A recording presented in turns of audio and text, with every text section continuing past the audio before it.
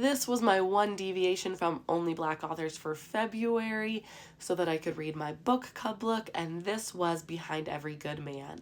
So, a problem with this book going in for me is that our book club was supposed to be reading a rom-com for February. Let me tell you, this is not a rom or a com. There's no romance happening in this book, like a very small romance, but that is the subplot of the book. This isn't a romance book. I would say that this is slightly historical fiction. This is just a literary fiction book in my mind, and the romance was just like a subplot in the background. All of that to say, if I wouldn't have gone into it thinking it was a romance, I probably would have loved this book from the jump. But even with that, I still rated it an 8.25 out of 10.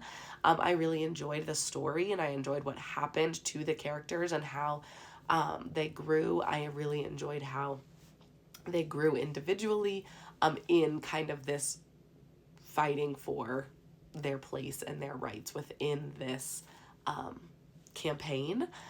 But it was not a romance, so I was confused until like 60% of the way through. And when I was like, I think we just maybe picked not a romance book when we were supposed to. So maybe that tells me I should read the synopses of the book club books before I vote on them instead of just looking at the covers. But either way, I would recommend Behind Every Good Man. The vibes were vibing. You can see all of my ratings here. 8.25 out of 10. I did not give it a spiciness rating because that is not applicable, as this is not a spicy romance book.